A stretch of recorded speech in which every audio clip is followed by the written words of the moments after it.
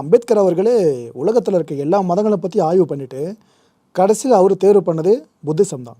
கிட்டத்தட்ட 8,00,000 பேரை ஒரே நேரத்தில் கன்வெர்ட் பண்ணுறதுக்கு அவர் தான் காரணமாக இருந்தார். அப்போ ஒரு பல காரணங்களை சொல்லியிருந்தார். இப்போ ஹிந்து மதத்தில் என்னென்ன குறைபாடுகள் இருக்குது, புத்த மதத்தில் என்னென்ன நிறைய விஷயங்கள் நல்லது இருக்குன்னு சொல்லிட்டு. அப்போ எல்லாருமே நினச்ச விஷயம் பார்த்தீங்கன்னா இந்த உலகத்தோட கடைசி மதமாக புத்த மதம் தான் இருக்குது அப்படின்னு நம்பிக்கிட்டு இருந்தாங்க. ஆனால் இஸ்லாமிய சகோதரர்கள் கேட்டிங்கன்னா இஸ்லாம் மதம் தான் உலகத்தோட கடைசியான ஃபில்டர் பண்ணப்பட்ட ஒரு மதம்னு சொல்லுவாங்க. எல்லா தவறுகளும் களையப்பட்ட வந்து கடைசி மதம்னு சொல்லுவாங்க. எனக்கு இங்கே தான் ஒரு பெரிய கேள்வியை எழுது விஜய். உலகத்தில் எந்த மதம் தான் முதல்ல தோன்றி இருக்க வாய்ப்பு இருக்குது? மதமே பார்க்க வேணான்னு சொல்லிட்டோம், ஆனால் பேச்சுக்காக கேட்குறது அது சொன்னால் மக்களுக்கு புரியும். எந்த மதம் முதல்ல தோன்றி இருக்க வாய்ப்பு இருக்குது? எனக்கு தெரிஞ்சு உலகத்திலே முதல்ல தோன்ற மதமாக இருந்ததுன்னா அது இந்து மதமாக தான் இருக்கிறதுக்கு வாய்ப்பு இருக்குது. அதாவது நம்ம ஹிந்துன்ற வார்த்தை டேர்ம் இல்லாமல் சொல்லலாம். ஏன்னா வந்து அது இந்தியாவில் கூட உருவாயிருக்கிறதுக்கு வாய்ப்பு இல்லை, ஸ்ரீலங்காவில் தான் உருவாயிருக்கணுன்றது தான் என்னோட கருத்து. ஏன்னா ரொம்ப பழமையான விஷயங்கள்லாம் இங்கேருந்து தான் வருது. கண்டினியூஸ் சிவிலைசேஷனாக நம்ம இருந்திருக்கோம். இப்போது நீங்கள் பழைய லாங்குவேஜஸ்லாம் பார்த்தீங்கன்னா அசிரியன் லாங்குவேஜ் இருக்குது, சைனீஸ் லாங்குவேஜ் இருக்குது, இஜிப்சியன் லாங்குவேஜ் இருக்குது. இந்த மாதிரி எல்லா லாங்குவேஜும் எடுத்து பார்த்தீங்கன்னா எல்லா லாங்குவேஜுமே ஒரு காலகட்டத்துக்கு போனதுக்கப்புறம் அதுக்கப்புறம் அது எங்கேருந்து ஃபார்ம் ஆச்சு எதுவுமே தெரியாது. சைனீஸ் லாங்குவேஜ் எங்கேருந்து ஃபார்ம் பண்ணிங்க அப்படின்னு கேட்டால் ஒரு சைனீஸை கூப்பிட்டு கேட்டால் சொல்லுவார் அவர். மேண்ட்ரின் சொல்கிறீங்க? தெரியாது. மேண்ட்ரின் சொன்னால் மேண்ட்ரின் எங்கேருந்து ஃபார்ம் ஆச்சுன்னா தெரியாது. நம்மளோட லாங்குவேஜ் தான் பார்த்தீங்கன்னா தமிழ் லாங்குவேஜ் தான் பார்த்தீங்கன்னா எங்கேருந்து ஃபார்ம் ஆச்சுன்னு கேட்டால் சிவன் தான் சொல்லி கொடுத்தாருன்னு சொல்லுவோம். அதுக்கு தொல்காப்பியம் தான் இருக்குது. கிராமர் இருக்குது, ஃபுல்லாக கிராமர் எல்லாமே வந்து அதில் கொடுத்துருக்கு. கையில் இருக்கிறதே எத்தனை, எல்லாம் அழிஞ்சு போடுறது எத்தனையோ. இந்த மாதிரி ஆரிஜினை நம்மளால் வந்து ஓரளவுக்கு பின் பாயிண்ட் பண்ணி சொல்ல முடியுது. நம்மள மாதிரி வேறு எங்கேயுமே சொல்லவே கிடையாது, சயின்டிஃபிக்காக சொன்னது கிடையாது. அதனால் இது ஒரு மதமாக பார்க்காம இது ஒரு சயின்டிஃபிக் கல்ச்சராக பார்க்கணும். அந்த கல்ச்சராக இங்கே தான் ஃபார்ம் ஆயிருக்கு. அதான் சொல்கிறல அங்கேருந்து எல்லாத்தையுமே திருடிட்டு போயிருக்காங்க. இது கூட சேர்த்து இதையும் சேர்த்து தான். அப்பா இந்த மாதிரி விஷயங்கள் எல்லாத்தையுமே திருடிட்டு போய் இப்போ இங்கேருந்து இந்த மாதிரி ஒரு விஷயம் இருக்குது, இது நான் உங்களுக்கு சொல்லித்தரேன் அப்படின்னு சொன்னார்னா அவர் ஒரு தலைவராக மாறிடுவார். அவர் ஒரு மத தலைவராக மாறதுக்கு வாய்ப்பு இருக்குது. அவரை வச்சு இன்னொரு மதம் ஃபார்ம் ஆகிறதுக்கே வாய்ப்பு இருக்குது. அதாவது ஒரு பிஸ்னஸ் மெட்டீரியலை தான் நிறைய பேர் பார்த்துக்கிட்டு இருக்காங்க. அதான் உண்மை. ஓகே. நிறைய மூத்த வரலாற்று ஆய்வாளர்களே சொல்கிற விஷயம், அது சிவனை பற்றி ஆராய்ச்சி பண்ணுற பல பேருமே சொல்கிறது, முதல் பாண்டிய மன்னனோட பேர் தான் சிவன், சிவபெருமான். அவரை தான் இப்போ எல்லாருமே நம்ம வணங்கிக்கிட்டு இருக்கோம், கடவுளான்னு சொல்லிக்கிட்டு இருக்காங்க. இந்த கூட்டத்தில் நீங்கள் உடன்படுறீங்களா? ஓப்பனாக பேசலாம். முதல் பாண்டிய மன்னன் தான் சிவன் சொல்கிறத விட சிவன் தான் முதல் பாண்டிய மன்னன் சொல்கிறேன். எனக்கு ஒரு டிஃப்ரென்ஸ் இருக்குது. அவர் தான் வந்து சிவிலைசேஷனை ஸ்டார்ட் பண்ணி வச்சாருன்னு சொல்லலாம். அதுக்கப்புறம் மக்கள் அரசராக ஏற்றிருக்கலாம், மேபி யாருமே நம்ம பார்க்கல, ஜஸ்ட் ஒரு அசம்ஷன் தான். Okay, super. அடுத்த ஒரு முக்கியமான விஷயம், இப்போ யோகம், இதையும் சிவபெருமானையும் பிரிக்கவே முடியாது. அவர் தான் உலகத்துக்கு அருள்னு தான் சொல்கிறீங்க நீங்கள். ஒரு மனுஷன் தண்ணியிலே உணரணும் அப்படின்னா அதுக்கு அது ஒன்று மட்டும் தான் ஒரே ஒரு பாலமாக இருந்துக்கிட்டு இருக்கு. எனக்கு என்ன ஒரு மனக்குறைனா, இங்கேருந்து தான் யோகம் அப்படின்ற கலை உலகம் முழுக்கவே வியாபிச்சிருக்கு. அப்படி இருக்கிறப்ப இந்தியாவை காட்டிலும் அமெரிக்காவில் இந்த ஒரு கலையை அதிகமாக ஃபாலோ பண்ணிக்கிட்டு இருக்காங்க. இதுக்கான காரணம் என்ன? அவங்களுக்கு எதுக்கு இந்த கலை மேலே இவ்வளோ கிரேஸ் இருக்குது, நமக்கே அந்த கலை மேலே இவ்வளோ கிரேஸ் போகலை? நம்மக்கிட்ட இருக்கிற ஒரு சில விஷயங்கள் பார்த்திங்கன்னா, நம்ம வந்து கிட்ட இருக்கிற நிறைய இடத்துக்கு போயிருக்க மாட்டோம். பக்கத்துலேயே இருக்க காஞ்சிபுரத்தில் இருக்க எல்லா கோயிலுக்கும் நீங்கள் போயிருக்கீங்களா?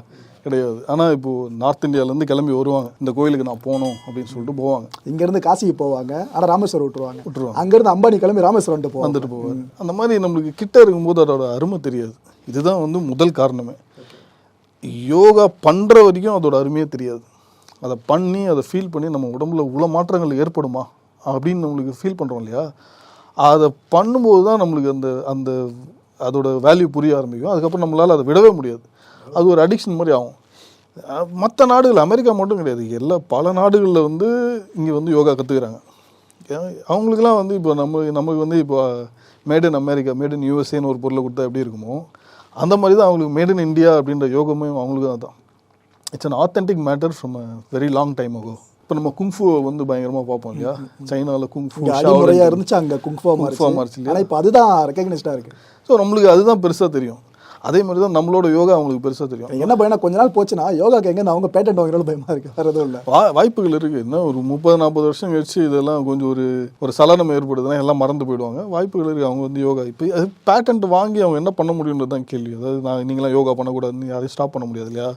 ஆனால் உண்மையான ஆத்தென்டிக் யோகா வந்து நம்ம யாருமே பண்ணுறது கிடையாது. நான் கொஞ்ச நாள் இருந்ததுனால சொல்கிறேன். இந்த அகோரிகள் இருக்காங்க இல்லையா, அவங்களால பண்ண முடிகிற யோகத்தை வந்து உலகத்தில் யாராலையுமே பண்ண முடியாது. யோகம் வந்து எல்லாரும் என்ன நினைக்கிறாங்கன்னா உடலில் வளைச்சி நிமித்தி பண்ணுறது தான் யோகம்னு நினைக்கிறாங்க இல்லையா? It's only a part of that. அதை தாண்டி அதுக்கு ஒரு 4-5 கட்டங்கள் இருக்குது. நீங்கள் அந்த 4-5 கட்டத்தையும் சேர்த்து பண்ணால் தான் அதோட முழு பலனையும் அனுபவிக்க முடியும். அதெல்லாம் பண்ணாமல் வெறும் இந்த உடம்பை வளைக்கிறது மட்டும்தான் யோகா, உடம்பை வளைச்சி ஃபிட்டாக வச்சுருக்கிறது தான் யோகான்னு நினைக்கிறாங்க இல்லையா, அது இட்ஸ் அ ஃபர்ஸ்ட் ஸ்டெப். நீங்கள் அந்த ஃபஸ்ட்டு ஸ்டெப்பை பண்ணிங்கன்னா அவங்க உடலில் உபாதைகள் வராது. உபாதைகள் மீன்ஸ் இந்த 6 சக்கரங்கள் சொல்லுவாங்கள்ல, இந்த மூலாதாரம், சுவாதிஷ்டானம், மணிப்பூரகம், அநாகதம், விஜும்சி, ஆச்சயம். இந்த 6 சக்கரங்களையும் சீர்படுத்தினா நீங்கள் அந்த ஒரு ஸ்டேஜ் அடைய முடியும், முக்தின்ற நிலைமை அடைய முடியும். ரைட். ஆனால் அதுக்கப்புறம் நீங்கள் நெக்ஸ்ட் ஸ்டேஜுக்கு போனீங்கன்னா அவங்க வந்து சாப்பிட மாட்டாங்க. கிட்டத்தட்ட 6 மாதங்கள்லாம் சாப்பிடாதவங்கலாம் இருக்காங்க. 6 மாதங்கள் பனிக்கடியில் உட்காந்து தியானம் பண்ணுறவங்க தான். ஆனால் அது வருஷ கணக்கில் யோகா பண்ணிகிட்டு இருக்கணும் தான் சாத்தியம். கண்டிப்பாக. அவங்களுக்கு வந்து உடல் உறவே வச்சுக்க மாட்டாங்க. பல வருடங்களாக உடல் உறவே இல்லாமல் ஒரு மனுஷனால் இருக்க முடியுமா? முடியாது இல்லையா? இது மாதிரி இந்த என்னோட உடல் சொல்கிற விஷயங்கள்லாம் நான் செய்ய மாட்டேன் அப்படின்ற மாதிரி விட்டுருவாங்க. இயற்கைக்கு முரணாக செய்கிறதா? இயற்கைக்கு முரண்னு சொல்லக்கூடாது. அது வந்து நம்ம தான் இயற்கைக்கு முரணாக வாழ்ந்துட்டு. ஏன்னா பாடியே இயற்கை தான், அதோட ஃபங்க்ஷன் அப்போ செய்ய விடணும். நம்ம அதை செய்ய விடாமல் இருக்கோன்னா, இப்போ நீங்கள் குங்ஃபு ப்ராக்டிஸ் பண்ண உடனே உங்களோட கால் எக்ஸ்பாண்ட் பண்ணுறாங்க இல்லையா, அது இயற்கைக்கு எதிரானது தானே. வலிக்கும் கண்டிப்பாக, அது வந்து அந்த மாதிரி இருக்கணும்னு அவசியம் இல்லை. ஆனால் it's a challenge. You're challenging your body, you're challenging your mind. அதை சேலஞ்ச் பண்ணி புஷ் பண்ணி அதை லிமிட்ஸ் புஷ் பண்ணி இதோட மேக்ஸிமம் பவர் என்ன அப்படின்னு கண்டுபிடிக்கிறதுக்கான ஒரு முறை தான் அது. அதாவது உடலை கட்டுப்படுத்தினா உளத்தை கட்டுப்படுத்த முடியும். கண்டிப்பாக. Okay okay. இல்லைன்னா இந்த உடல் சுடுறதை நீங்கள் கேட்டுகிட்டே தான் இருப்பீங்க. இந்த உடல் பசி இது சாப்பிடுன்னு சொல்லும், நீங்கள் சாப்பிடுவீங்க. அதாவது மனசு சொல்கிறத நம்ம உள்ளம் சொல்கிறத உடல் கேட்குற மாதிரி மாற்றோம். அதோட ஃபர்ஸ்ட் ஸ்டேஜ் தான் இந்த உடலால் செய்கிற யோகா. வெளிநாட்டில் இருக்கவங்க எல்லாரும் பண்ணுற யோகம் அந்த ஃபர்ஸ்ட் ஸ்டெப்பு மட்டும்தான். ஓகே. ஸோ இதோட நெக்ஸ்ட் ஸ்டெப்பு யாரும் போக மாட்டாங்க. இந்தியாவிலே யாரும் போல. இந்தியாவிலே நிறைய பேர் போயிருக்காங்க. அவங்களாம் வெளில வந்து நான் போயிட்டேன்லாம் சொல்ல மாட்டாங்க. They don't care about us. அவங்க they want to stay away from civilisation. எனக்கு தேவையில்லை இதெல்லாம் அப்படின்னு சொல்லிட்டு தூரம் போனவங்க தான். அவங்ககிட்ட போய் நம்ம கேட்டாலும் நம்மகிட்ட பேசவும் மாட்டாங்க. எனக்கு கிட்டத்தட்ட 3 மாதம் ஆச்சு ஒருத்தர்கிட்ட பேசுறதுக்கு. அவர் மட்டும்தான் அங்கே இருக்கவங்களே இங்கிலீஷ் புரிகிற ஒரே ஒரு அகோரி.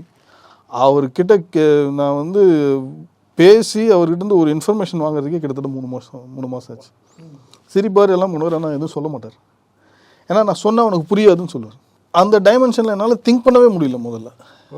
அது அந்த டைமென்ஷனில் திங்க் பண்ண ஆரம்பிச்சதுக்கப்புறம் தான் புரிஞ்சுது, இவர் சொல்கிறது தான் கரெக்டு, வெளியில் இருக்கவங்க தான் பைத்தியக்காரனுங்க. அவரெல்லாம் பைத்தியக்காரங்க மாதிரி பார்க்குறாங்க. இல்லை, he is wise, he is enlightened. மற்றவங்களான நம்மளை சுற்றி இருக்கவங்க எல்லாருமே வந்து இந்த ரேஸ் ஃபார் ரிசோர்ஸில் இருக்காங்க. எல்லோரும் இதுக்கு பின்னாடி ஓடிட்டுருக்காங்க, அந்த ரிசோர்ஸ்க்கு பின்னாடி ஓடிட்டுருக்காங்க. அவங்களாம் வந்து இவரை வந்து பைத்தியக்காரங்க. இவருக்கு வந்து எனக்கு எதுவுமே I am not depend on anybody, எனக்கு எதுவுமே தேவையில்லை அப்படின்னு இருக்கிற மனுஷன் அவர். அவரை போய் நீங்கள் சாப்பாடு கொடுக்குறேன் வா உன்னை அப்படின்னு அவரை கண்ட்ரோல் பண்ண முடியாது. உங்களுக்கு நான் செக்ஸ் கொடுக்குறேன் வா அப்படின்னு கண்ட்ரோல் பண்ண முடியாது. அவர் யார் மேலேயுமே டிபெண்ட் கிடையாது. He is an independent person in this world. ஒரு அனிமல் மறுபர். அந்த வகை யோகாவெல்லாம் உலகத்தில் யாராலையுமே பண்ண முடியாது. நிகழ்ச்சியில் கலந்துக்கிட்டு மிக்க நன்றி விஜய். Thank you very much.